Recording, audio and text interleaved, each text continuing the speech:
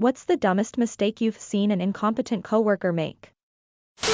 At a Petco, all the guinea pigs were in a big plexiglass enclosure with a center divider. Boys on one side and girls on the other. An employee decided that all the long-haired guinea pigs should be on one side and short-haired on the other.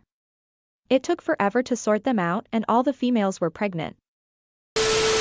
The designer, creative director, and head of production all missed that there was an 8-day week on a calendar. We sent 10,000 copies of a useless calendar to a client. Rightly so, they refused to pay for it.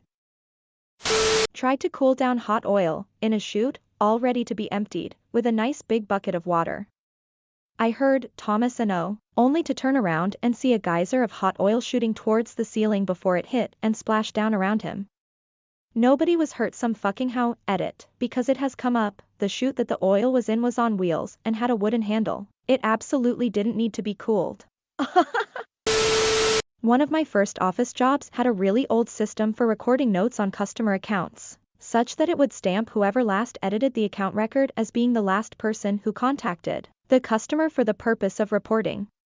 I realized pretty quickly that my supervisor was going through and doing small edits on all my notes to pump up her numbers, making it look like I wasn't hitting my quota. She was later fired for some other drama and went on to go to jail for stealing from the bank where she worked. I worked at a company with a shared inbox. One guy sent all of his emails with a distinct font and color. He was super untrustworthy and sucked at the job. One day he sent an email to a customer from the shared inbox but put my signature on it, to make it seem like it came from me instead of him. He left the font and color the same as all of his other emails. He didn't last long there after that. Nearly leaving a child behind on a field trip. We took a large group of 4- and 5-year-old children to visit a farm/petting zoo/pumpkin patch. We had 3 vehicles. I was in charge of my own group, but I noticed one of the other teachers was being very lax in her supervision for most of the trip. When it was time to leave, I loaded my children on the bus, with some other adults, and did a head count/attendance check. Before getting on my bus, I noticed that the other teacher had climbed onto her bus and sat down before the children boarded. She walked on first and had the kids follow her. I almost let it go, but gut instinct told me she wasn't counting her students. Once they were all boarded, I walked back and climbed on her bus. She seemed irritated when she realized I was checking on her. I was not a supervisor or anything, just a fellow teacher, so she didn't answer to me in any way. She said something like, "We're all good, let's go." I knew how many were in each group, so without answering her, I did a quick count. Sure enough, we were missing one. I ended up leaving the bus and going to find the kid myself. He was still on the playground with children from another school. When we got back to the bus, the other teacher blamed the kid. She said he wandered off.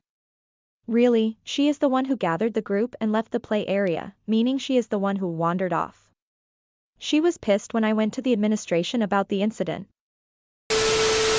Shut down a critical file server, then lied about it, even after he was presented with the logs that showed it was his user account that initiated the shutdown.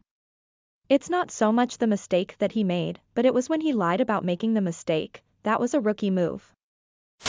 I worked as a database tech once, and my boss was super upfront in training. If you fuck up, come tell me immediately. No matter how bad it is, come tell me and I can try to help you fix it, but if you try to cover it up, you will fail. It will cause more and more problems until it breaks something important. All the data will be in the logs. I'll find out who fucked up, and I will, let me repeat this, I will throw you under the bus, so save yourself the trouble, and just tell me when you fuck up. I worked for this abhorrent woman who used to go into direct reports documents, delete lines and columns from spreadsheets, slides from presentations, rewrite copy, etc. She did this to a few of mine, so I learned to always keep a backup copy away from her view. One day, we were virtually reviewing a highly detailed spreadsheet that took quite a bit of time to create. In front of our whole team, she began to harshly criticize and start deleting information and moving things around. By the end of her Tasmanian devil tirade on the spreadsheet, she barked about how none of the data added up and openly questioned why someone would present this.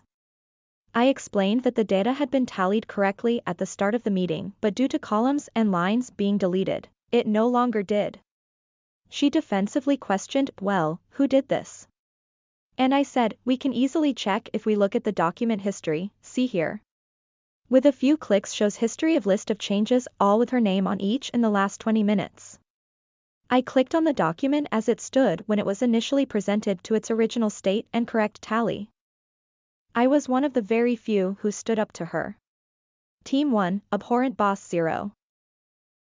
When I was in the Navy, this known dumbass and pathological liar was on armed watch with an M14 patrolling the topside decks. Literally all you have to do is walk around for 4 hours with a rifle on your shoulder. This dude came back to the quarterdeck, main entrance to the ship, with an Ogun. He tried to claim it fell off his shoulder and into the water while tying his shoe. How a rifle would fall off your shoulder, pass through your hands that were tying the shoe, and through all 3 lifelines, like guard rails, is still a mystery. My theory is that he was doing drill team stuff, like tossing it spinning in the air, and lost it that way. I worked as a radiation protection tech at a power plant that was refueling. My job was to sit outside of a contaminated area, and if anyone wanted to take something out of the area, tools, etc., I had to make sure it didn't have any radioactive particles on it.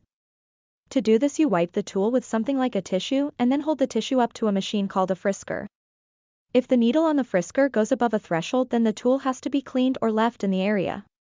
One day I come back to relieve a guy who had been sitting outside the area for 2 hours. He tells me there's been no issues and everything has cleared. I look at the frisker, lean over and turn the machine on. The office we worked in was shut down due to COVID and the company went 100% remote.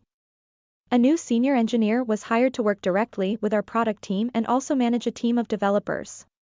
During our company-wide weekly Zoom meeting, after he was done presenting for the company, he turned his camera off, but forgot to put himself on mute. 100+ people heard this man playing Fortnite and talking down about the company to someone else in the background, among other things. He only lasted a month. My coworker at the bowling alley had to walk down a lane where a group of very young children, maybe 4 to 8 years old, were bowling to retrieve a ball that had stopped in the gutter about halfway down to the pins. When he had picked up the ball, my other coworker told him to go walk it back down to the children. However, this guy had it in his mind that it would be best to bowl it back down at the group of small children instead. Luckily, one of the adults with the children was a big muscular guy who was able to stop the ball and pick it up without anybody getting hurt. Edit, a typo.